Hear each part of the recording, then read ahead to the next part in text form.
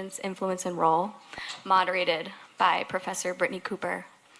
Brittney is an associate professor in Women's and Gender Studies and Africana Studies here at Rutgers, where she teaches courses on Black feminist theory, Black intellectual thought, hip-hop, and gender in media. Brittney is also the co-founder of Crunk Feminist Collective and blog. Thank you. Thank you. Good morning, everyone. Good morning. So it is my honor and pleasure to kick us off for the day after that rousing keynote that was very clarifying and helps us to sort of imagine the stakes. And so now we want to get crunk and really talk. So I also really can't do this without calling the name of Allison Bernstein. I miss her greatly. She was one of my biggest cheerleaders when I got here and pulled me into all kinds of things, but it was a lovely education, and so we do this for you, Allison. It is my pleasure to also introduce to you two of my favorite feminist media figures and writers in this moment. I go to their work to help me make sense of, I won't start cussing yet, okay. But I may start soon. So, to my far left, Rebecca Traister is writer at large for New York Magazine and the author of the New York Times bestseller, All the Single Ladies, Unmarried Women and the Rise of an Independent Nation. It's an amazing book, please pick it up, which was recently named a notable book of 2016 by the New York Times. Her previous book, Big Girls Don't Cry, was the Times Notable Book of 2010 and the winner of the Ernesta Drinker Ballard Book Prize. She has also written for Elle, Salon, The Nation, The New Republic, The Washington Post, and The New York Observer, and has twice been a National Magazine Award finalist. She is a winner of the 2016 Hillman Prize for Analysis and Opinion Journalism, and she lives in New York City. Welcome, Rebecca.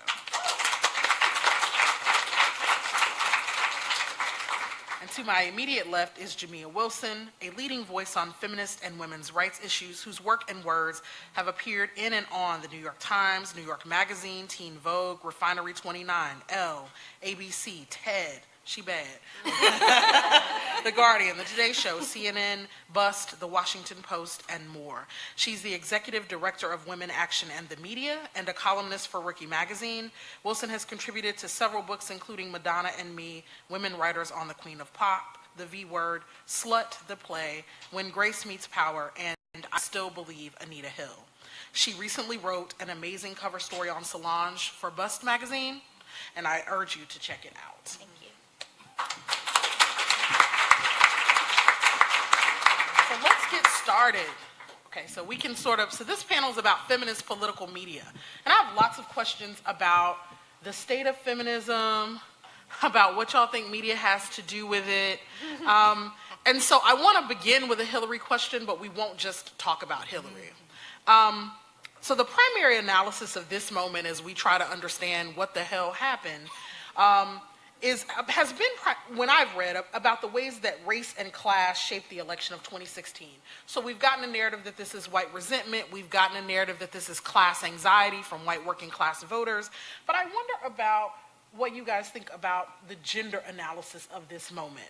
Because there was this sense about Hillary Clinton on the one hand when we talked about feminism in relationship to her, that she was either so much like a white man that she didn't inspire any feminist feel-good moments in younger feminists, or that among the less, or among the more jaded, so that was the sort of young folks narrative. The kind of the narrative of folks who were older and more experienced was simply that she was a shoo-in and that feminism really didn't have anything to do with whether they would vote one way or the other. So I wonder, do you all think that, how might our gender analysis have been better in the 2016 election coverage? Yeah, I would like to start with you because I know you've done some great writing on this and yes, also profiled her directly on the campaign. Yeah, I mean, it's a hard question for me to answer only because I feel like I've spent 10 years writing about gender analysis of Hillary Clinton, and so I'm trying to think of like an entry point that's neat and works efficiently. I mean, I think that broad media gender analysis of Hillary Clinton and how she's been understood throughout her career has always been lacking. We like to keep our questions about gender and race and class really simple. And so I recently had a conversation with a very prominent editor in journalism who said, so do you think she lost because of sexism? Like we want easy approaches, and then if the answer is too complicated, which of course it is, then you move away from it rather than linger on it and take it apart more. And so, you know, and the other entry point to this conversation is often, and I think we see this all over the media, certainly television, cable news, certainly in major newspapers, which really lacked much feminist coverage or much coverage of gender and Hillary Clinton. I mean, if you read the New York Times on Hillary Clinton over the past 2 years, you are going to find precious little analysis of how gender might have been a factor when we had the first woman nominated by a major party. 2.5 centuries, one woman. And where were the in-depth pieces in the major newspapers? I mean, a lot of people in this room were writing about gender, race, class, but not necessarily in the Washington Post, in the New York Times, and certainly not with any regularity. Sure. Right? So you're lacking this lens that applies every day, right? Every minute of every day in all kinds of directions. And we're not looking at anything through that lens in our major news sources. Mm-hmm. And then we also, so many people in my industry succumb to this, also an easy way to not have the conversation, that it's not about women, it's about that woman, right? The particulars of Hillary Clinton, you know, as you point out, the ways in which she is either so much like a white man or is part of an establishment, or is too attached to big money, to count. I mean, even the casting of her as a member of the establishment is fascinating, right? Because the history of women running for president, the complaints and the reasons that they have had access to presidential politics and to opportunities within presidential politics, and they've said it. Shirley Chisholm spoke about, I couldn't get the money. It was money. It was established, it was the support of the Democratic establishment. I couldn't get it. You know, that's what Pat Schroeder talks about. She couldn't get the money. So finally you have a woman who figures out the way around those roadblocks that have been in place for centuries and gets the money and gets the establishment support. And interestingly enough, at that point, her attachments to the money and the establishment become the liabilities, right? Then that's what disqualifies her, not only from popular support, but even from being a woman, right? She's not an outsider anymore. Never mind that she's the only woman to have gotten this close. She is the ultimate insider. It was a really neat sort of inversion. And we didn't take apart, none of that was sort of broken apart in a daily or regular way, like what that means. It doesn't mean that it was wrong to have anxiety about the fact that she gave Goldman Sachs speeches. Right? That's a correct thing to have anxiety about. But the way in which we easily skidded over how it was working against her in ways that it has perhaps not worked against other people who have come before her, we just could never get past the idea that everything here was about Hillary Clinton and her own baggage, her own, and, you know, so we don't have to think, oh, we have a problem with women in this country. We just had a problem with Hillary Clinton, but we never get to that next step, which is like, okay, so how come Hillary Clinton is the only one we got so far? Who got this far? That's right. Right? Okay, so she's that woman. How'd that woman become the only one? That's right. The only one. Yeah. Thank you. Yes, fire. Bring it. That's right. That's right. But Jamia, one of the things I'm thinking as I'm listening to Rebecca, though, is that it's also that Hillary Clinton was not quite right on many things. She was more than not quite right sometimes. And so how do we deal in this moment, too, with, like, I'm thinking about feminist. So one of the things I'm thinking, Rebecca, as I'm listening to you, is I'm thinking, your call for complex analysis is interesting in a moment where the most woke media seems to be speaking at a level that is above where much of the American public is, right? So we're told that we're out of step and that people are not trying to hear our intersectional conversation because they don't know what intersectionality is. And so I want to know, Jamia, why do you think it has been so hard to advance the conversation about intersectionality, about this concept that for us in the academy is old by now, is out of date, but is still really new to the people who read us? Like, how can feminist political media help to make that conversation more accessible, not just to young people who want to be woke, but, you know, to a broader audience? I think about this a lot because I think that the concept is actually very simple, the concept of intersectionality. And after being in progressive spaces or even hearing other people who train people in media and white media trainers say things like, oh, you can't use words like intersectionality in media because then you'll confuse people or you'll decentralize yourself and lose your base. I actually think that that's a form of gaslighting, but also it's about a fear of decentering their own power and privilege. So the question that I like to ask now, which has not won me any friends, but I think has provoked some good responses and thoughtfulness, has been, what is your fear? What do you think you might lose if people were to get this or understand it or adopt it? I think that changing frames is why I do the work.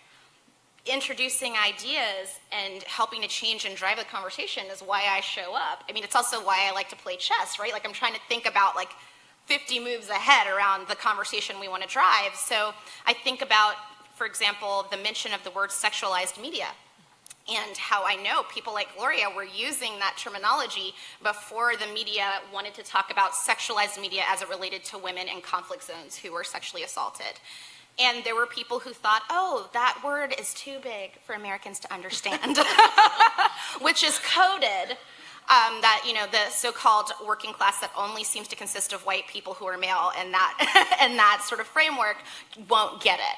And I think that it's actually very condescending and problematic, but I think it's really about a really deep inability to want to release the connection to that power and the centrality of a certain way of thinking. Yeah.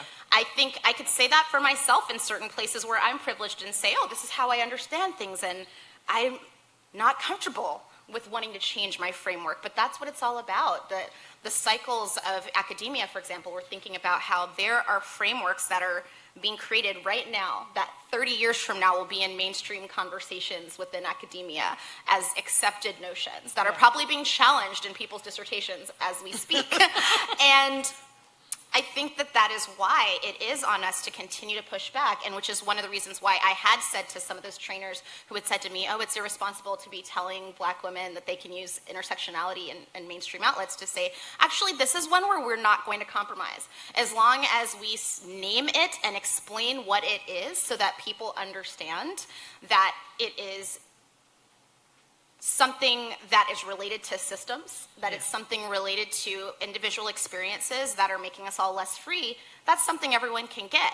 My grandmother on my dad's side did not go to college, and I think maybe she had an 8th grade education, but she's someone who gets intersectionality because she lived it as a domestic worker. That's right. And so I also think that it's a failure of our craft for us to not believe in the inherent intelligence of the people who we are writing for and connecting with. Yeah, Rebecca? I so agree with you that there is an anxiety, there's a fear. Some of the people who want us to not use this language are very nervous that the meaning behind the language is powerful, which of course it is, right? It's powerful in changing how we understand the world, people's relationships with each other, power, identity. And so for years, as a journalist at mainstream places, I have had arguments with editors who have said, don't gunk up your copy with jargon, right? I don't want to read cisgender in there. I don't want to read intersectionality. That is academic jargon. It belongs elsewhere. And by the way, I should say that at various points, I have sometimes been sympathetic to this argument, right? That writing for a mainstream audience, the more important thing for me is not necessarily to use the word, it's to get the ideas and the meaning of what the word is across. And in fact, if the word's going to be alienating, then I don't want to put off my readers by using it. I would rather have them keep on reading to get the meaning, right? So this is a discussion that I've been having at this point now for a decade. But one of the most interesting things that's happened in the post-election period is I have seen, and intersectionality has been the word that people freak out about, right? And it's interesting because the concept is so clear once you think about it, and but it's really like editors at mainstream places like, don't use the word intersectional, it's very scary. Okay, so about 2 months ago, I was writing a profile of a senator, of Kirsten Gillibrand, and I'm sitting in, and for anybody who's interviewed or heard or talked to a politician, you know that like it's simple, digestible sound bites at all, like everybody's trained. And I'm sitting in her office, and she starts talking about intersectionality. And she starts talking, and she starts talking about intersectional analysis, and how she's reading about it, and how she's beginning to understand the history of protest movements in a new way. And I am sitting there thinking, I have just won every fight with every editor who's ever told me that this is an inaccessible concept and a clunky word that's never gonna be useful in my prose. Because, and people are, and I do actually, this is one of the things that makes me optimistic. I think people are hungrier perhaps than they've been, at least readers, if not the people at the top of the media, to have a more nuanced conversation and to learn more about what things they don't know enough about. You know, and it's funny because I'm listening to y'all and I'm thinking, I wonder how much when we train students in journalism and media, we talk to them about the politics of fighting editors. Because I write for a couple of publications myself, and it is a fight. Last week I wrote about Bill O'Reilly, and I was saying, oh, racism and sexism work in tandem. And, you know, my editor just kept saying, tell me how. Tell me more. And I was like, in 1,200 words? Like, you know, like how, you know, so part of it is about both advocating for the perspective that you want to tell, and recognizing that it's not just a fight to get your readers to hear you, but sometimes it's a fight to get the folks who have the ability to publish you to hear you too, right? And so, you know, that's just an additional comment, moderator's privilege. But it's a thing that we have to do as we train students, is to teach them how to advocate for their ideas as well. But the fact that you're training students to do that, I mean, I just have to say, I think that is so important, because I, you know, have now, I think in my 30s coming in, my mom had been like, oh, congratulations, it is going to be so awesome, because you're going to really stop caring so much about what people think about you, and then it just gets better from then. But I was thinking about that when I was in school, and thinking about how no one ever told me to challenge any editor. I was very much told that if I didn't get my act together and straighten my hair, that it wouldn't matter that I had talent, that I wouldn't be able to have a career in broadcast journalism, which was my major. Wow. That's what I was being told by my professors. And so I think that even in terms of teaching agency and also advocating for what you know to be true and can support with evidence and facts and conviction, I think is extremely important, because it took me so much time after that, when I could have been producing really good work and examining lots of issues that I cared about, trying to figure out if I actually had a place in this field, because I was told that I didn't look the part. Right. Wow.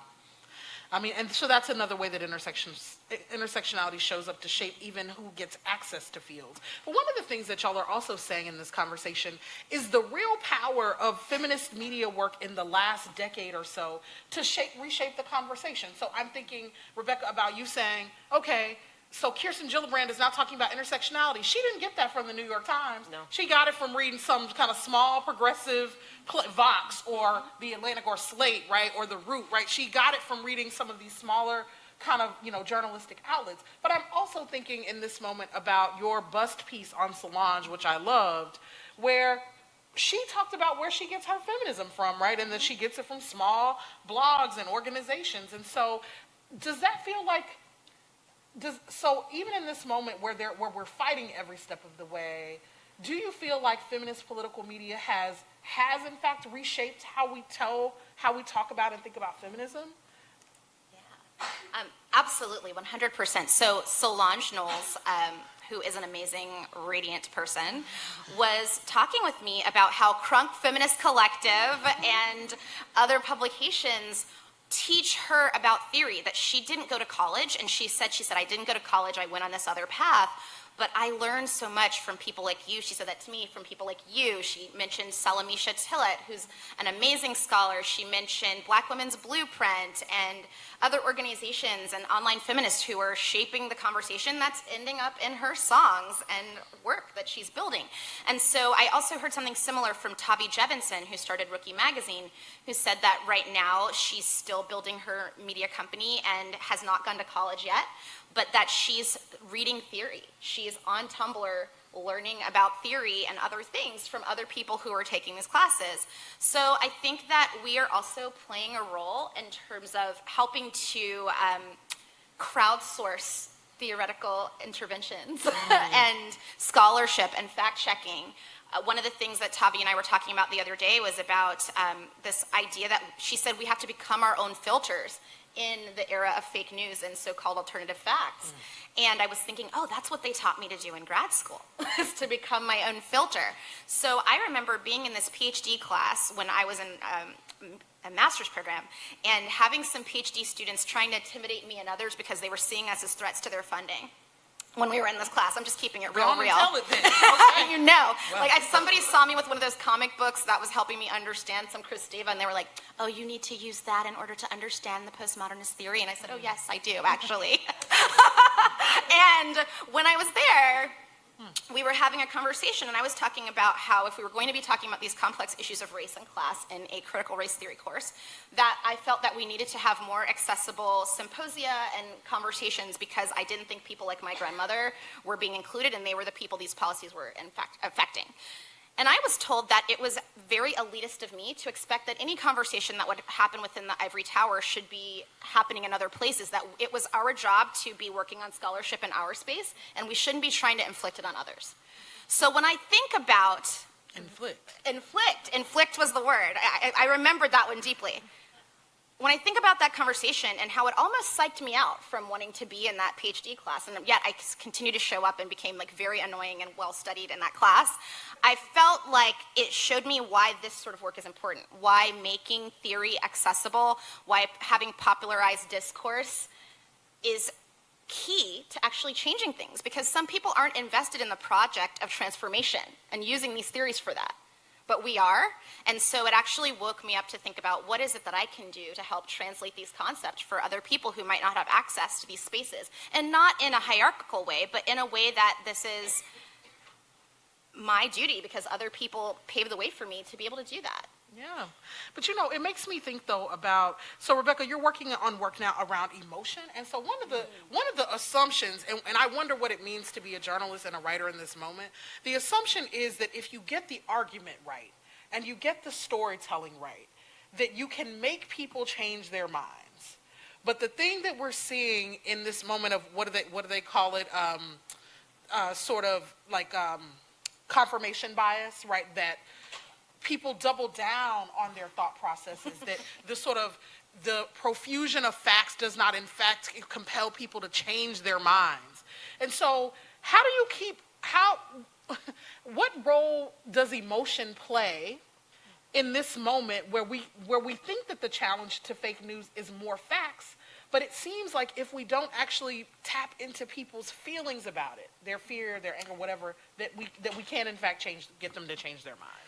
Well, I think there are two processes in place when it comes to the expression of and communication of argument, right? That may be amplified by emotion, sure. Right? One is the project of persuasion, right? And that's hard, convincing somebody to change their mind.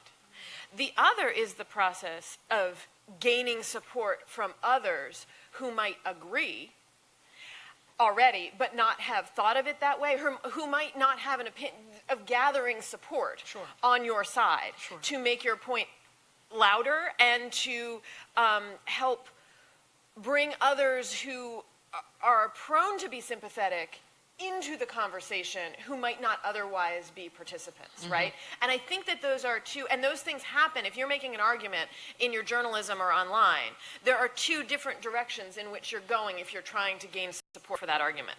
One is toward your opposition, and you have a generally smaller chance of getting them to reverse their position, but you might, right? Like, you know, that's part of the idea. But the other is out. to people who might not have heard it put this way before, and who, when they do, say, wait a minute, that's compelling to me, and then come and join you on your side of the argument. Yeah. And that's something I saw happen last week in terms of the media, and that I think is a reflection of I think in part, of a feminist media's increased power. This conversation last week about the DNC, Tom Perez and Bernie Sanders, around, so they went out to campaign for the mayoral candidate in Omaha, Heath Mello, who is a Democrat who is anti-choice, right? Nothing new under the sun, right? The Democratic Party for many years has been full of anti-choice politicians, and we have been told many times that it is strategically important to get more of them so that we can win in red states. This is in the face of ever more polling that, in fact, it's not necessary, that support for Roe is 7 and 10. There's almost no more popular frame of support within Democratic politics, whatever. This has happened again and again, and it most notably and most powerfully happened after the 2004 election, after John Kerry's loss. Every time Democrats lose an election, somebody high up in the Democratic Party says, I have a great idea for how we can get more powerful. We can ditch reproductive rights and make the party bigger. This happened after 2004. You saw everybody from John Kerry to Howard Dean to Hillary Clinton sort of running away from strong positions on reproductive rights, and then Rahm Emanuel decided we could win the House if we just got a lot of anti-choice Democrats to come in and win the House, which we did, and then we got a Stupak-Pitts amendment in the middle of health care reform, where it was like, oh yeah, we're going to reform health care, except we're not going to pay for abortion, and so women got thrown under the bus. This has happened. This is the history of the Democratic Party. So there was tremendous fear. My fear instantly, like at 8:45 on November 8th, was, oh, I see the immediate next thing that's going to happen. I mean, I said that literally, I think, at 8:45 at the Javits Center. So when this thing happened last week, almost immediately, and both Tom Perez and Bernie Sanders then doubled down on their argument and said, oh, no, this is a great new strategy we've thought of. We've had the greatest idea about how to get more progressive. But the difference was, and this was, I mean, it was swift and it was wide-reaching. Social media exploded, right? So I saw Amani Gandhi at Rewire, 2 seconds. Amani, she's like, what are you talking about? That's how I first saw that anything was even happening. Soon it has spread. It's Twitter, it's Facebook. Soon people are writing columns. I wrote a column about it. Rewire did incredible work on it. This week, it's in the New York Times, explaining not just the history of how Democrats always do this, but also how reproductive rights are not separate from economic issues, which has been an error that gets repeated over and over and over again, and those of us who think about these things correct it amongst ourselves, but now it's like, no. This is going to be in the New York Times. You cannot talk about progressive economic policy and not include reproductive rights, and we are going to lay this out for you.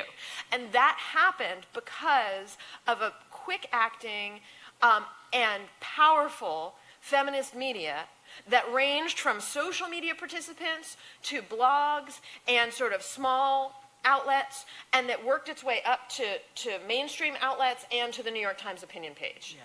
And we just saw that happen in 7 days. Wow. And Perez wholly reversed his. Now, I'm not saying that's going to be a battle we fight every day, sure, forever. But the fact that it had an impact, I mean, I think we just saw that in action in a way, the way that it's the increasing power of the feminist media. Yeah. Look, that's feminism, on fleek, right? I mean, it's the best of this. But one of the things I'm thinking about is this tension that some of the argument in this moment around feminist political media is that it's too bogged down in identity politics, right? This is Sanders' kind of claim, right, as he goes back to do the identity politics of caping for white working class men and their anger. That's identity politics too, right? But the sort of argument of feminist political media is that no one will take us seriously because identity politics. So I wonder about that in two veins. One, what you seem to suggest, Rebecca, is that when we come together around issues we're really quite powerful. And so saying we're not giving up our reproductive rights, so you get a black woman, Imani Gandhi, right, really sort of pushing this out into the ether and then everyone getting on board. So that seems to be the best of both worlds, that you have feminist solidarities around issues. But there are also real beefs and dramas with the way that black women do all of this labor online, but also sort of get a reputation for being angry and going at white ladies a lot. And I wonder about that. I wonder, is the problem, like, is this a problem, like identity politics? And what is your sense of how we navigate it? Because sometimes I worry too about the level of beefing that happens between feminists online, right? I know there's a thing I'm supposed to say about how it's good for feminism. I don't always know that it is, though. And so I wonder what y'all feel about it.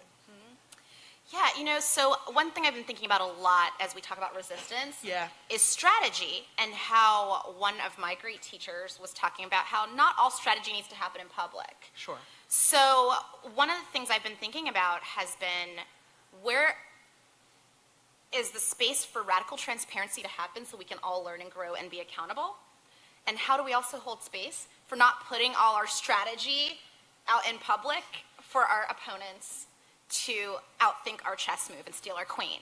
So I think about this a lot when I have beefs that I'm tempted to jump into and to think about the ways in which I've wished that I had been treated when people took issue with things that I had written or had questions about it, or might have even misunderstood where I was coming from, or could have called me in a place where I could have then come back and said, I apologize, here's what I've learned. And I think that that is why we actually need to have more spaces for us to have conversation. I think sometimes if there were more resources for us to actually be able to get to know each other in ways that are less disposable. I mean, I think that's also a part of our larger culture of teaching us this concept that people are disposable and that sort of thing. I think that it would change. There are people I've had open beef with. Yeah.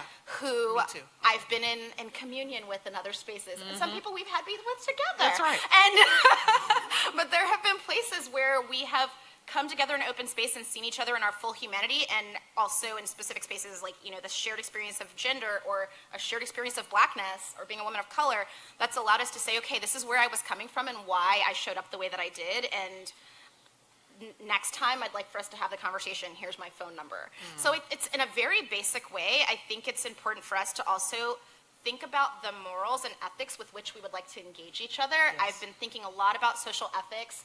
I've been thinking if I could have 9 lives, another thing I would want to do is go to like Union Theological Seminary and study social ethics. Because when I think about how I would like to do the work better, it would be to really embody and show up with the kinds of social ethics that I think we need to transform our world and to do work in a less transactional way. Yeah. And so I think that what I'd like to see more of is more humility, more compassion, and more effort toward taking the time to really listen to each other and be thoughtful about how we're engaging. Yeah. One of the things that you're really saying, and this is the thing that strikes me, because some of the work I do here is as a feminist theorist, is that the media is reshaping what feminism is, how we understand it, and the ethics of engagement. Now that I can just, if I'm mad with you, I can just rip you apart on Twitter, right? That has reshaped what feminism needs to say. Get all your friends to rip me apart too. I mean, listen. Not if they know what's good. Okay. But yes, so I wonder about that. But so I wonder about how y'all think that feminist media has reshaped feminism itself as a politic. Well, I agree with you, Brittney, that it's exposing resentments and competing points of view that have always been there. I mean, one of the defining features of the women's movement, right, which we're only now beginning to talk about, and I think in part it's because all this stuff is out there in the open, right? I agree that finding spaces where we could do this without making it all public would be strategically useful by many means, but I also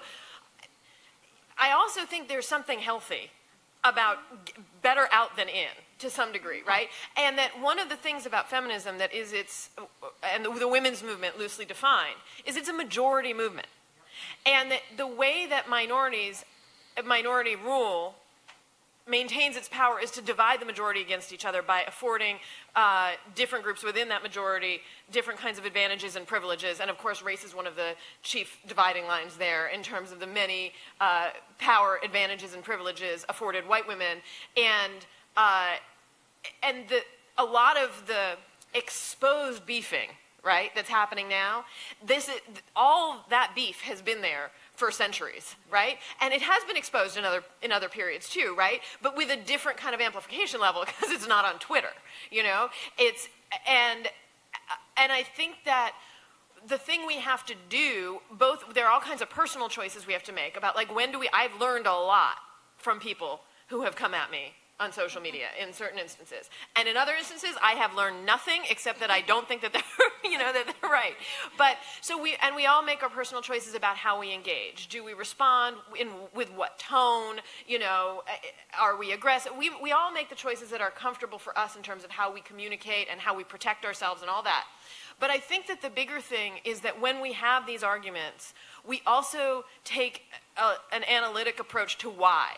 Why are we having these arguments? And whatever your personal animus is, what does it tell us about the way that we have been divided, right? And that where those divisions are and what they tell us about power differentials and what can we learn from it and where are the places where we can come together. And we just had, I think the Women's March was an incredibly powerful model because the organizers themselves of the Women's March were women who were very sharply divided politically over politics, primary politics. Some were super Bernie people, some were super Hillary people, and those fights had been as bitter, right, as just about anything. And they organized this event that was the biggest one-day public protest in America's history by finding the places where they could come together. And that doesn't mean burying the beef, right? They still argue, right? But it does mean saying, okay, let's try to understand that we can both disagree sharply and agree powerfully, simultaneous. I think it's what Gloria was saying about the means being the ends. Right. I mean, I think that's generally, that's the connection I find between what we were both saying, that I think that there needs to be more thoughtfulness about that, without negating those very sharp points where we need to agree that we disagree and that there's friction that needs to be addressed. But yeah, I think of that a lot with the Women's March because I think of microaggressions that I experienced at the Women's March specifically from white women that day. And I had a woman literally come up to me. She was coming off of a sidewalk to go on the other thing and didn't even know me, didn't talk to me, took my shoulders and pressed up on the sidewalk for me and then just kept walking.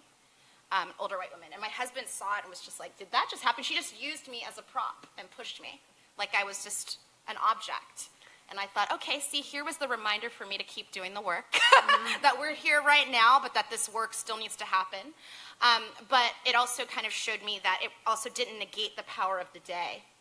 That it didn't negate, there were some people who were saying, well, that happened, so you can see why you shouldn't have even shown up for that march, and that it was only for white women. And I had people who said that to me when I shared it, and I thought, no, I'm not gonna let her actually define my experience of the march, and the reason I showed up was because I want myself and people like me to be counted. So I do think that we need to have more conversation about the means as well. Yeah, I mean, it also just points out, though, that the way in which it still requires Black women in particular to be magnanimous all the time. Because she should have, I mean, I had some thoughts. I was like, what now? Okay, yes. See, right. So, yes, so one of the things I want to do as part of this conversation is we can't talk about the power of feminist political media without talking about the sort of do-it-yourself ethos that social media has made a new version of, but that has been a part of feminist practice since the very beginning. And so one of the cool things that we've been doing here at Rutgers this semester, we have a gender and media minor, and the capstone for that minor requires students to produce a significant piece of feminist digital media. So I'm the professor for our gender and media capstone, and our students have been producing episodes of a podcast that they write, record, and edit called Uncaged, Words Without Bars. And so I want to play a clip. I want to play one now, and I'll play one near the end, of some of the work that they've been doing trying to understand feminist issues in the media as a way to help us think about the kinds of things that digital media affords us the ability to do with a few free tools and the sorts of possibilities that might emerge in this moment. So this is part of a compilation that they put together, but let me play, I'm going to play just a clip, hold on. So I want to play you just the intro so that you can hear this, and then I will play, I want to play one segment for you. everyone. This is George, and you're watching Uncaged, Words Without Bars. So this is a bit of a special... Okay, so I wanted you to just hear their intro music. They picked that, they edited it, and they do the voiceovers. And they've taught themselves how to do it. Okay.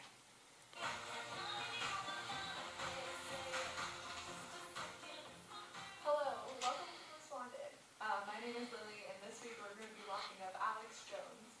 Jones is best known for his conspiracy theories and as the host of the Alex Jones Show on his website Infowars, which has been classified by nearly every major news outlet as being fake news. The streak of fake news has been popularized in the past couple months, and it's also being credited with helping the election of President Trump. There have also been rumors that the White House would issue Infowars a press pass, basically legitimizing fake news in the mainstream media and taking this once fringe strain of news and bringing it into the mainstream. So before we get any further, let's take a listen to a clip from Jones's show. What do I do, Lord? Destroy the child. Corrupt them all. This is their plan, people. These are demons. Just like the Bible says, it's basically an intergalactic invasion into this space through people. I'm telling you, it's what all the ancients said, it's what they warned of, it's what we're dealing with. They're demons. They're frickin' interdimensional invaders, okay? I'll just say it, make fun of me all you want on CNN or wherever, but everyone already innately knows this. These people are not frickin' humans, okay? Hillary Clinton is a goddamn demon. Okay, and so throughout the campaign trail, Trump appeared on Jones's show. This shows a new direction of media, and the news is going with a president who refuses to acknowledge facts. This week, Jones is in the news for propagating the Pizzagate hoax that became prominent on online conspiracy theory forums, which caused a man to drive down to D.C., come into a pizza shop with a rifle and demand answers of a child pornography ring ran by the restaurant's owner, Hillary Clinton, and her campaign chairman, John Podesta. Alex Jones has also perpetuated a bunch of other conspiracy theories, also claiming that the Sandy Hook tragedy was made by government actors. Lastly, just to get a sense of who this person is and what his relationship is with President Trump, here are some headlines from his website. Is Michelle Obama transgender? Global warming is a crock of shit. Obama caught running ISIS. Why are feminists fat and ugly? So for all these reasons, we're locking up Alex Jones and the fake news media. Yes, so I wanted you to hear a little bit of our students' work. Some of y'all are in the room. Stand up and let the folks see you.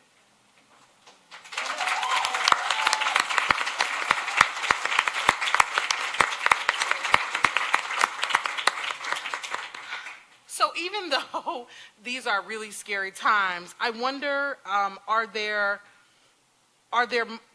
do you feel inspired by our ability to create new kinds of media, or are you more cautious? Do you think we should be cautious, or should we just be out here trying everything to see what sticks?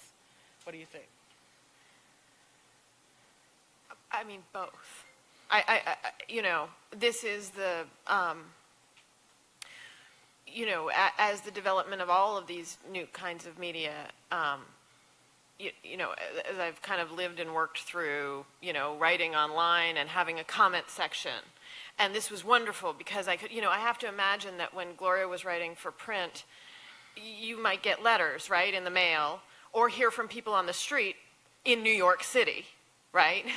But when I was writing for Salon, when basically before an age of more social media, where what you had was the comments section, a piece would go up and 2 minutes later I'd be hearing from a reader, and in many cases those readers, from anywhere around the world, and in many cases I learned a lot. I mean, talk about early beef from some really smart commenters who taught me, because I was learning about the history of social movements and about race and class and the history of the women's movement, and I was learning a lot from my readers who knew a lot. And that was this wonderful thing in the comments section. Now, about 5 minutes later, I'd get a comment that told me that I just needed to be fucked, and that I'd be a lot less angry and bitter if I were prettier and had a boyfriend, And so what do you say about that? It is simultaneously an expansion of a conversation that is really useful and important and from which everybody can learn. And also a new avenue for abuse and, you know, and ways for people to try to shut down and diminish the conversation and the people who are having it. And then you can take that dynamic in which both things are simultaneously true, and that's been true throughout the, you know, the explosion of social media, of you know, our ability to communicate online and expand the geographic and possibilities and democratize the conversation to a degree. So as far as trying out new media, I think we're greeted with the same things. I mean, we're experimenting, we're trying new things. They're going to open new doors for how we learn and learn from each other and our opportunities to listen to each other and to be in conversation. At the same time, that's also going to mean new risks.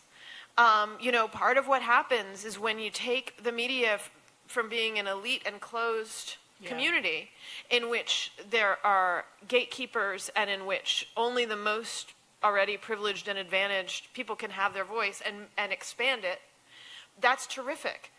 But it also means that you've got media coming from all kinds of places that you don't know Right. you know, how good it's going to be. So there, I mean, the answer is not one or the other, it's both, and many other things. I mean, the thing that I've been thinking as I've been listening to both of you is that what you've convinced me of today that I wasn't necessarily thinking before is that feminist political media in many ways has been the savior of the American public sphere, because it has continued to make public conversations robust and political, and to democratize who gets access and to argue that when certain voices would be suppressed, that in fact they matter. But the challenge is, of course, that you all are pointing to is that robust publics also encode an inherent danger, right? That we can do particular kinds of violence. And so this is the thing that I wonder about and why I'm asking these questions about emotion, because now Salon's comment section is closed. Like, I looked the other day because I didn't realize that you wrote for Salon, and when I found it out, I was like, we're sisters. Like, you know, but Salon, because it was one of the places that helped to amplify voices, so part of what I'm thinking about is that it seems to me that feminist political media has also been a bellwether of this moment, that the sort of harassment that journalists writing in a feminist mode have experienced many years before we came up to this particular political moment had something to tell us about how we got here, and that maybe we didn't listen. Because now most sites are just closing their comment sections because they're so terrible that the kind of productive things that used to happen in them cannot happen anymore. Even on a place like PBS or NPR, like PBS, their comment section is terrible. You know, and you would think, well, the people who listen to public anything or watch public anything hopefully would be a bit more broad-minded, and you don't see that. So I wonder if that is if it is the case that what happened in this, you know, to shape this political moment is that feminists were taking the hits around harassment, violence, and threats of assault, and we didn't realize that could become really mainstream, that it wasn't just for people, because we were told that it was because we had fringe ideas, but it turns out that it wasn't that. I think what you're saying makes a lot of sense to me, because I think that the reason I fight for open participation in media and to help as many people as I can to help amplify their voices is because the reason we are experiencing so much harassment and abuse is precisely to silence us.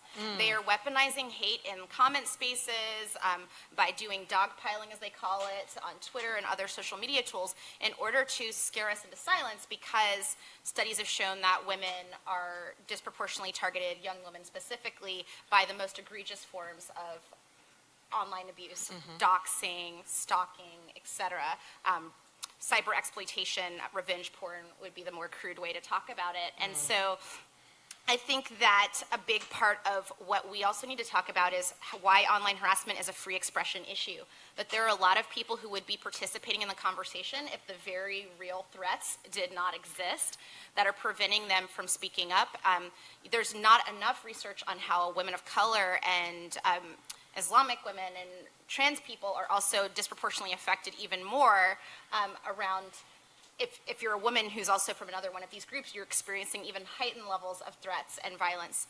And that is because the people who wish to silence us understand that media is our strongest public education tool, and they understand that when we're speaking out that we're able to influence hearts and minds. And so I think that that's why I try to take my inspiration from Ida B. Wells and to bringing the truth to the light.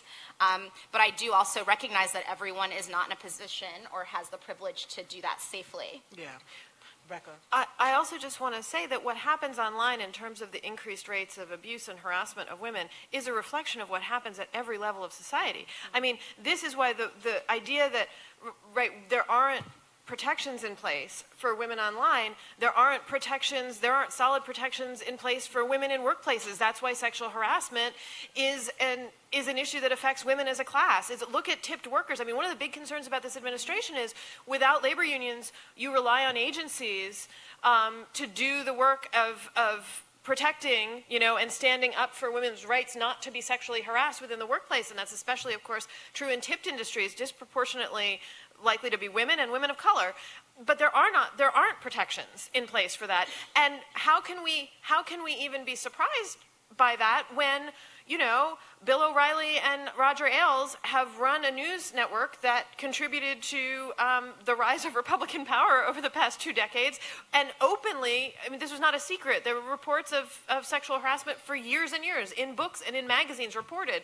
But Clarence Thomas sits on the Supreme Court and makes decisions about the Voting Rights Act, gutting the Voting Rights Act, when everybody knew, everybody heard how Clarence Thomas behaved.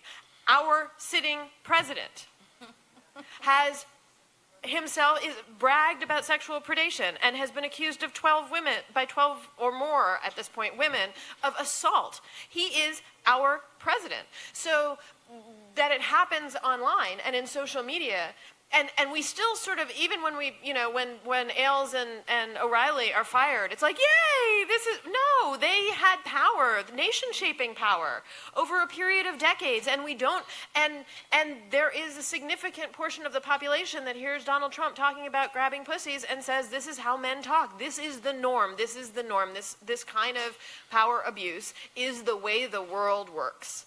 And so it's not, that women, and especially women online who are talking about shaking up that power structure, receive a disproportionate amount of abuse.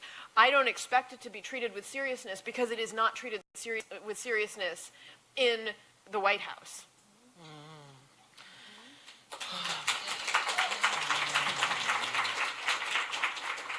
And I just want to say one thing in answer to that. I just had a chill in my soul because there was so much work that we were doing as a coalition to work to push tech companies to do better around online harassment for precisely the reasons that you mentioned. And then last year, President Barack Obama,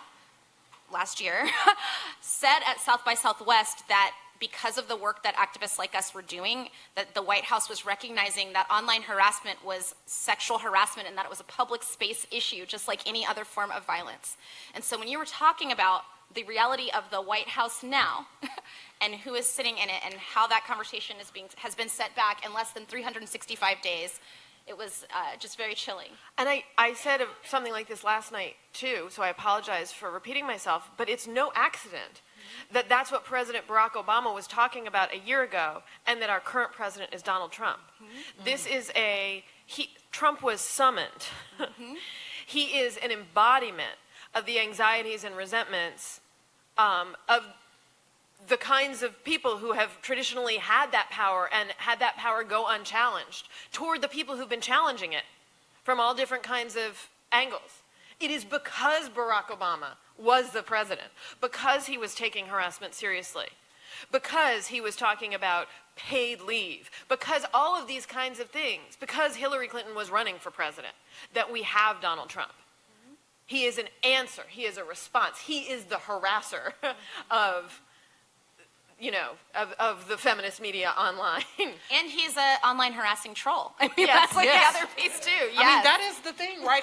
This is also what I mean when I say that feminist political media was the bellwether, because we have a president that comes to power largely by showing out online and mistreating people online and putting out stories in the media that are fake news. I mean, he uses the playbook of this current moment to come to power, which is how we see it, which is why the kind of work that you all are doing and that we are trying to do is so important. I wonder, so I also think it's important to say, you can respond if you have a response, that Black women really matter here. In a really significant way. They don't just matter, they matter because they were the ones who said, this is about to be a shit show. Let's elect Hillary. However we feel, let's put our feelings to the side because we cannot have this. But it's also Black women online who are often raising the, raising the flag and saying, this is a problem, pay attention, what do we do? And so I wonder if, and this is getting towards the question that I want to ask to end so that we can open up for discussion. We wanted lots of time for discussion. What is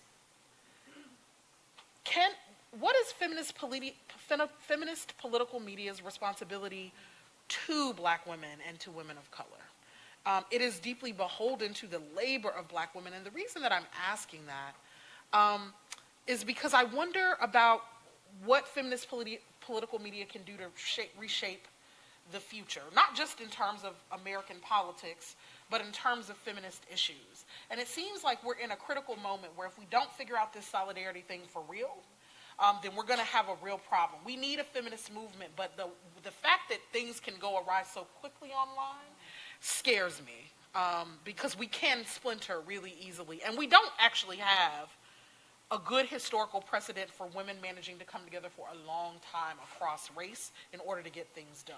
And so I wonder, Rebecca, as a white woman writing, how, and so I'm going to say something slightly inappropriate, but I hope you will appreciate it. So when you write, I often share with my friends, hashtag Becky with the good analysis. So, yeah, like, so you're a writer who feels, it's a Beyonce reference for those of you who don't know. But if you feel to me like a person who gets it, and not in a like, hey, look at me, I'm a white girl who gets it, but as someone who really takes Black women seriously. So I wonder how you negotiate that, because it feels to me like you figured out the way to do it. And then I wonder, Jamia, how you negotiate it as someone who is a Black woman, but with a sort of really expansive approach. Yeah. I'm not sure I figured out the way to do it. Okay. I work on figuring out the approach all the time, and I've been thinking a lot about white women and what is unique about my responsibility in communicating with white women, which is that's something I haven't thought about this way until post-election, right? And so the 53% of white women, and we know this is not new, white women have voted for Republicans, 56% of them voted for Mitt Romney, but I'd never, I'm gonna get to answering your question more directly, but the week before the election, I was in a discussion with a group of women about the election, and Michaela Angela Davis, who's a really brilliant activist, was talking about white men. And she said, she was talking about white men on the left, many of whom had supported Bernie Sanders in the primary. And she was talking about, why aren't you out there talking to the white men right now? This is, 7 days before the election. So why aren't you out there right now talking to your demographic? Why aren't you out there, and the phrase she used was, go get your boys, right? Okay, probably not a day has passed since November 8th that I have not thought in my head, I am supposed to go get my girls, right? Like that I have, and that it is not the job of women of color who have been doing this forever to go deal with the white women. It is my responsibility, and I mean, many other people's responsibility, but that I need to find a way to write persuasively to white women. And that part of my job, if I'm going to do that, is to help recognize that Black women have been there before me and before them. So that if I'm going to write about, try to write persuasively about an issue, about, if I'm going to write a column about opposition to Hyde, if I'm going to write about how abortion and access to abortion is key to economic inequality and to racial inequality, and I'm going to write about Hyde, and I want to write about it in terms of contemporary electoral politics. It can't just be about, oh, Hillary Clinton opposed Hyde in her presidential campaign. It has to be that Barbara Lee wrote the Each Woman Act, which was in opposition to Hyde 2 years ago, and that the reproductive justice movement has been talking about this stuff for decades. You can't just start with the white voice that has become the most prominent in part because it's white. That if you should include that voice, right? But that you have to go back and make sure that the women of color who have been doing the work before, that their work is acknowledged always in your argument. And by the way, I'm not saying that I always do that well. You know, but that's part of what I keep thinking, because there is an opportunity here, right? And there's also the opportunity for a lot of resentment. I think white women right now are awake and angry in a way that they haven't been before. And I understand some of the frustration. I mean, that sign from the Women's March, like, I hope all you nice white ladies, I'll see you at the next Black Lives Matter march, right? That's real. But at the same time, we need those white ladies to be angry. We desperately need them, because without them, we lose the elections. And so we need to find a way to reach them, but then the peril is that they're persuaded, they're angry, they're engaged, they're active, and they take over the whole conversation and behave as though they invented anger. Okay?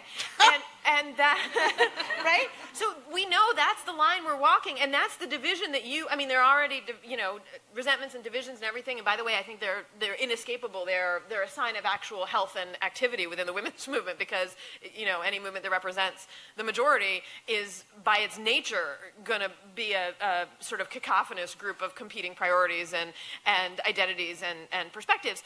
But I think that we want to wake the white women without then having the white women come in and take over everything. And so for those of us who think a lot about communicating with white women, it is really important to remind them at every possible opportunity of the history that has preceded them and the ways in which the way they're feeling, and in a way that's not punishing. Right? Because you don't want to say you're not allowed to feel that because somebody felt it before you. But sort of saying, look, you have company from the past, right? This way you're feeling, other people have felt it and been angry and have done some thinking already about how we might proceed that you might enjoy, and that might help deepen your analysis of what's going on. So it's that tricky project that's obviously a very bad answer, because it's not at all neat. It's just the stuff I'm mucking through in my head as I think about my responsibilities and the readers I'm trying to communicate with, and how it's most responsible and honest to communicate with them. So I was thinking about, it seems like it was light years away, but it was on Sunday. I was on CNN, and I was on the Reliable Sources show talking with Brian Stelter about Bill O'Reilly's ouster, and trying not to smile too much because I was excited about that. But in that conversation, the way he framed one of his questions to me was, so what do you think about this new tactic of grassroots groups like Color of Change and other coalitions coming together to push the advertisers to push Fox to get Bill O'Reilly out? And so I said, oh, our ancestors taught us how to do this. This is nothing new. Economic coercion. And again, I was thinking about Ida B. Wells, who said that hearts and minds and changing the consciousness of white men was never the most effective way, but it was always going for their pocketbook. And I mentioned that, and I could see like a quizzical look from him at that moment, but I precisely did because I wanted to say, no, this is not new. Because of some of the people who are now involved in the taking of credit or the conversation about how this happened, that it appears new to people who may not recognize the full humanity or organizing power and labor of the people who did that. It feels new, but it's not new. And we had been given this playbook before, we've seen this before, and it's not a new fight. And we will continue to practice economic solidarity and economic action. And so my answer to your question is really about that I think we have to continue to practice solidarity in more radical ways. We are in an inflection point right now. this is a very severe backlash that is a very important time that we need to handle very delicately, because it could have very serious implications for us if we don't. But I also feel like, for me, I do not feel called to pander to the public that Bernie Sanders, for example, is inviting me to pander to. Preach. I have had people, I remember right after the election being in a space where I'm one of the only people of color there and the youngest person in a governing body that I participate in. And they were kind of all talking about how we need to be more compassionate in terms of connecting to understanding the stories of these people who are obviously very resentful and angry. And I was born in South Carolina. I understand their anger and resentment. And it's actually not that deep, does not need deep analysis, and it's not just about economic anxiety. Right. And it's about racial animus and misogyny. And so for me, I remember having someone later say, oh, it seems like you're really angry and like we need to have a conversation about it, after I said, well, I actually don't feel like it's my job to pander to these people, to tap dance, to do anything. I'm going to practice radical solidarity to be a more liberated gatekeeper, to amplify the voices of the most marginalized people right now, use the contacts, access, and network that I have to make sure that there are more people speaking out, recognize that I am one Black woman's voice and one Black woman's experience. There are many more that are not me, so to also create space for that, and to let you and invite you to get your cousins, your sisters, and your brothers. And it's been interesting that I've also been practicing letting go of feeling like I have to carry the work, because Black women are also conditioned, like women are, but Black women have a special conditioning that we are, to feel like we have to carry everybody else's work, that has been a part of the institutional racism and also the internalized oppression that I have carried. And so even, from my husband, who is a white guy from New Hampshire, I've said, oh, yo, you go get your Trump-supporting cousins. Like, not my job. When he's asked me, oh, do you have talking points for which I can engage them? No. I have to protect myself and my psychic bubble right now, and so that I can be fortified to help my people in this political moment, so that I can help strengthen the people who are going to help get me free. And I can't rely on them to do that. I know there are other approaches to that, but that's really where I'm at right now. And I think that it feels to me like it's an integrity. That I do believe there are ways that we can change hearts and minds, and there are people who can move, who are people of good heart and good conscience. And those millions of people who showed up and did not choose the person who is now sitting in the Oval showed us that. But I also know that it is not my job to be wasting very limited, precious life force trying to convince those people of my full humanity. And so that's why I also wrote an essay for an upcoming anthology that's women's responses to the election, about how what I gave up on November 9th was my own need to prove myself toward liberation.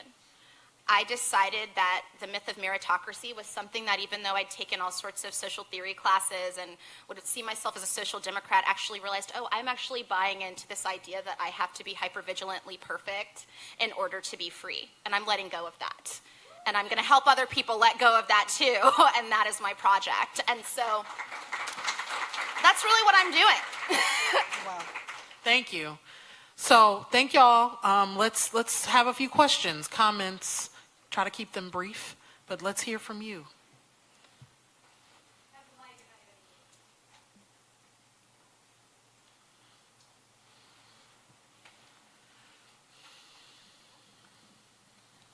I want to. Hi. Hi. Yeah, hi. Hi. I want to thank the panelists for your insightful discussion, primarily on women of color, because it's always the elephant in the room and no one ever wants to talk about how we are often put in the background of an issue that is really in the forefront. So thank you to both of you. My question is, many of us are responding in this sense of solidarity and oneness because of the election results. Do you believe that we would be in this place if Hillary Clinton had won the election? That's what y'all here for. Yeah. Well, I mean, I can tell you that I've written specifically about Hillary for a really long time, and I did not think she was going to win the election. until the very end, at which point I thought there was a possibility that she might win the election. And at that point, and actually before then too, I started working on a book that I thought, with the idea that she might win, that was called The Season of the Witch. And I was going to try to write backlash in real time. Because what I felt it already, was the campaign and was the real swift freezing creep of anti-feminist and racist backlash. It was, obviously built throughout the Obama administration, and then it came on strong when there was the possibility that Obama was going to get a successor who was also not a white man. And I had discussions with my colleagues in the media, in the feminist media, about we're all losing our jobs, right? Like, no, last time this happened, there weren't the kind of structures in place. And I was like, no, something's coming. We don't know. We can't tell what shape it's going to take, but it's going to knock our knees out from under us. Even having said that, I lack the imagination to actually imagine what that thing was that was going to knock our knees out from under us, which was the election itself. So, no, I think that there would not be this solidarity. Solidarity often is a lot easier to find in the face of a terrifying threat. And I wish, I said this last night, I'd rather have President Hillary Clinton and a Supreme Court and environmental protections in place and and a feminist media and a left media that is critical of President Hillary Clinton and everybody's angry. I'd rather have that than what we have now. It is true that given what we have now, I think it is incumbent on all of us to take advantage of the horrifying but necessary communication and solidarity and movement toward resistance that's happening. But yeah, I think it would have been awful in different ways. And certainly awful on the left, however loosely you want to define that. It would have been broken and angry and furious and in many ways destructive. And I think that women and people of color would have suffered, as always, in ways that would be different from what's happening now, but that would be very real. But I would have rather had that than this. Yeah. Yes. Okay. I don't believe that we would have had this solidarity if Kasich or Rubio came in. It's the person that's in there now that caused this resurgence of his base. And Kasich wouldn't have created this base that our, who's in the Oval Office now, has created. It's just him himself that has created this animosity and his base. It's really important. And, well, whoever backed him, I really feel that. Yeah. So we're going to come to the front. Rachel, can you bring the mic up to the front? Yep. I actually think it's really important to say that the thing about somebody like Kasich is that he's just a reasonable racist, but he's still a racist.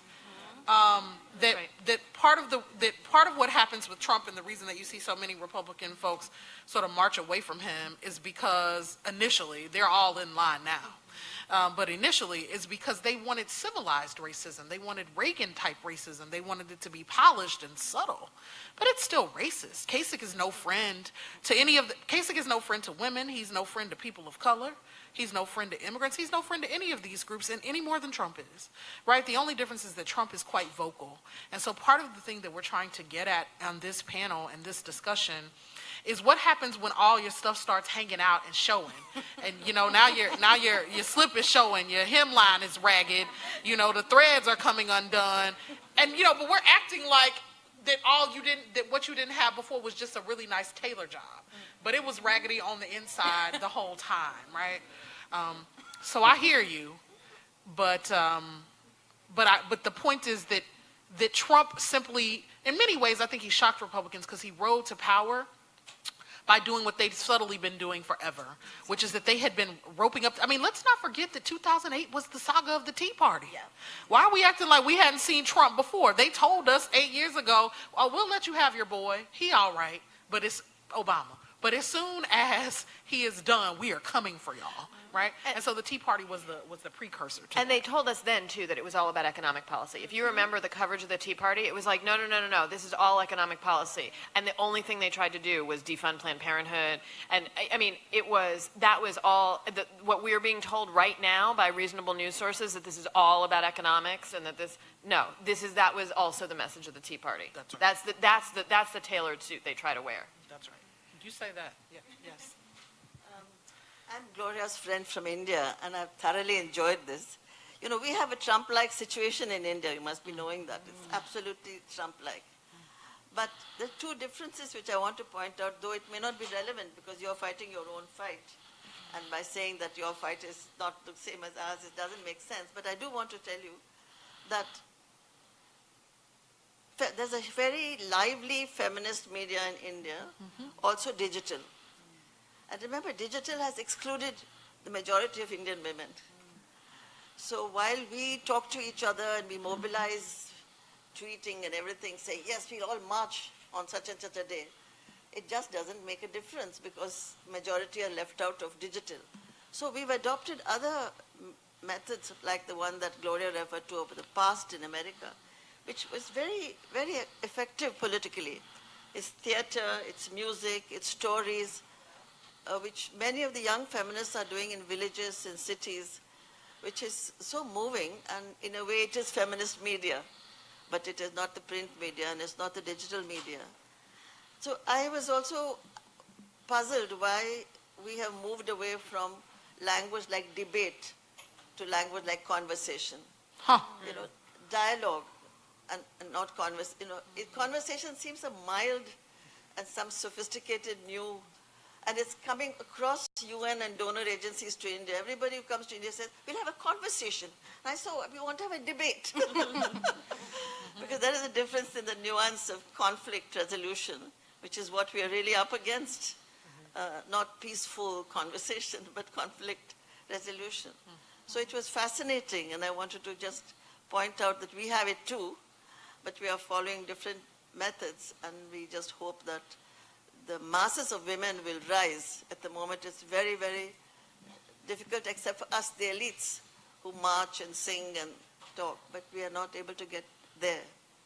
Thank you so much for this. Thank you. Thank you. One of the things that I didn't get to share from the podcast in the later segments, so we have a whole segment of this podcast episode on transnational women's movements, and this podcast is about rape culture, and so there was a real sort of attempt to challenge, like, that, you know, rape culture is not just a Western thing, but that there was also sort of feminist movement building. So I wish I had gotten a chance to play just a clip for you, where many of our students, many of whom are international students, chopped it up about what feminism looks like in India in particular, and the way that they're trying to move conversations around rape culture there. So thank you for that. I wanted to... You talked of intersectionality so much. That's also a language that I come from women's studies, so I also use it. All the students are using. But I think it's misleading. I think stratification is much more powerful. You know, we are so stratified by class, by caste, by... yes, class and caste. And so when you say intersectionality, it's a sophisticated way of discussing what we are now considering as stratification, because for caste and class, we are now using the word stratification amongst the feminist conversations. I just wondered how you react to that. Let me take so I'm actually a real big proponent of not erasing intersectionality, because there seems to be a misunderstanding about, not a misunderstanding of the concept, but a misuse of what it means. So I think it's Kimberly Crenshaw's theory of power. I don't just think it's about identity politics. So it's the difference between talking about race, class, and gender intersecting and talking about racism, classism, and capitalism intersecting, right? And so when Kimberly Crenshaw wrote about intersectionality and the sort of immediate years after, she was talking about how systems of power work to disadvantage particular groups. And now we have made it in feminist theory a whole conversation about how I am a collection of many different identities. But that sort of wasn't the project. So I agree with the move that you're making, which is to point us again to power structures and how they differentially give us access to resources. But I also think that part of what we have to do in our work, and feminist political media can do better at this, is helping us to remember when concepts travel well and when they don't. And sometimes intersectionality doesn't always capture the intricacies of other geopolitical sort of situations and environments. I mean, I think that's okay to say without then jettisoning it as a really important way of thinking about power, particularly in the US, and then some places that have race and class stratification that looks like ours. Hi, I'm Jeannie. I'm a media consumer. I'm a mom, I'm a sister, I'm a business owner, and I thought this, I'm not sure if this is a question or a declaration, but as a media consumer and a person who reads and really admires all this really provocative discussion, I guess the question I struggle with is, how do you keep the dialogue alive? And being that you're putting out all of this thought and just really powerful discussion. That's where I struggle. I haven't really watched the news, frankly, since the election. It bummed me out so much. And I live in a pretty Republican area. I'm Irish Catholic as they come. You know, that's kind of the way it goes. And I just really struggled with it. And what I find really tough is to have constructive dialogue, because I feel like everybody's made their decision and they're going to stay on that side of the fence. So what we do is we kind of put our head in the sand and say, well, we're not going to talk about it. And what I loved about this is that you're keeping this discussion. It's so powerful. Even if we don't agree, it's still constructive.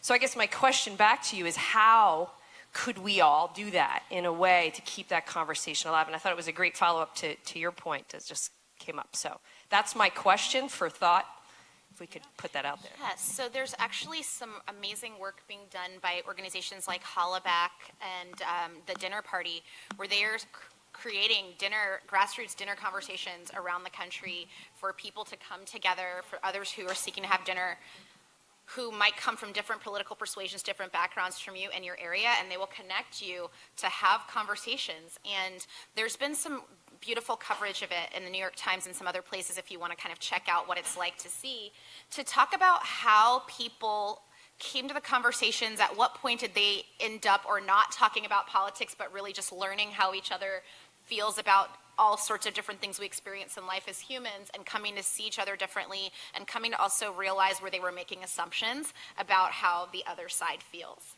And I think that that work is really important and really beautiful. And I think that we can also facilitate those sorts of dialogues in our lives organically with that sort of model. Another thing I think is really interesting is I'm really learning now to sometimes think about the people who engage me on social media, if you're doing that, who might disagree. And sometimes it's a discernment of, you know, whether or not this is someone I can feel safe enough and trusting with and having a conversation. But I've been pleasantly surprised recently with some people who I've realized that I actually don't see things quite differently from. It's just there's a specific vantage point different or something like that that needs to be expressed, or some point of misinformation that could be disconnecting us on an issue. And so I have been trying, when I have the time, to engage more, to sometimes engage in dialogues that people are setting up online. Message boards are not for everyone, but I am finding myself wanting to do that, sometimes as an observer, to kind of understand how other people are thinking, and to really understand. When I did do that CNN appearance, I got several emails from Trump-supporting, Fox-viewing women who thanked me for speaking out about Bill O'Reilly. And that was amazing. One of the people told me he was a vet who had been in Iraq and also in Desert Storm, and that he said that I had taught him something, because I said one point, which was when the host said, well, Bill O'Reilly is saying that these claims are unfounded. What do you say to people who say it's unfounded? I said, oh, well, that's typical abuser behavior, gaslighting, harassing, intimidating you into thinking that your claims are not okay, and that's typically done to women and other oppressed people. And so that person said, oh, you know, I've actually seen that in the military. I've seen that in other places. You taught me something. So I think that by putting ourselves out there, although it's not always comfortable, we can be surprised about who we may touch and who we may reach. Can I also follow up on that a little bit, which is that the things, unfortunately, the things to do, and I think this is in part echoing what Jamia is saying, I would urge you to watch the news. And I don't, so yeah, it's horrible. And I often, and I often wish that I didn't have to watch it for my job. And during the sort of blank months that are November and December for me, where I can't remember a lot, I do remember saying many times, I wish I didn't have to look, right? So I really get why you don't want to. But one of the tasks in front of all of us is to not look away. And if the news in whatever form you are watching it is too much, if you liked this conversation, read Crunk, right? Yes. Read Brittney. Right? Read Jamia and me. Read the people who are in this room. If you want an easier entry, like something that where you like what we're talking about, what we're saying, go in that way, through a path where you're hearing voices and arguments that interest you rather than just upset you, right? And then the other thing, which is I think what Jamia is saying, is if you're living in a community where it feels like it's right-wing, conservative, Trump supporting, I think there's a very high chance that that's not uniformly true. And also, sometimes rather than approaching it as combat, which I think is how a lot of these we think, oh my God, we're going to have the fight, you know? Sometimes it's the hard thing of just saying what you think in a room where you suspect that maybe nobody else thinks the same thing, but saying it with confidence. And it's not about I'm going to ask you to think all the same things, but here's what I think. And you never know when someone in that room either is going to say, oh my God, there's somebody else who agrees with me, or who's just roused to curiosity about like, oh, I like her, she's my neighbor, she's my friend, she's my cousin, and she thinks differently. I'm curious about why. So sometimes it's not about entering it as if it's going to be a battle, but rather that you're letting people know who you are and what's important to you, and you're doing it with confidence, knowing that they might not agree with you, and that's okay. But you're going to be vocal about it, because one of the keys to social progress, especially when it comes to women throughout American history, is women actually finding ways to communicate with each other. Because one of the ways that women have been cut off from power is that they've been isolated in these places, in communities, in homes, in domestic spaces. In the 19th century, when they came together in religious revivals or in factories and mills and in schools, as education became more possible, they started to talk to each other. And that's part of what gives birth to an abolitionist movement, a suffrage movement, a labor movement, the settlement house movement, is women actually finding their voices and talking to each other outside of the places they've been walled off. And that's part of what you're describing right now is a community in which it sounds like you feel walled off. But the mere act of talking about what you think might in fact be explosive for a woman who lives 6 blocks from you and says, oh my God, her too. And then you could talk together, and then the possibility there is really endless. And a lot of what you're seeing in Georgia, the John Ossoff race, the suburban women in a red district, I bet every one of those women would have told you 6 months ago, I live in a Republican district and nobody here agrees with me, right? And look, they came within 300 votes of electing a Democrat, and they might still do it, you know? So, and that's about the fact that they started talking to each other. They were so mad, they started talking to each other. And it turned out that a lot of them felt that way. So, you know, if you go, there are just different strategies that might make you feel more comfortable, but start letting people in your community know what you think. We are out of time. Thank you.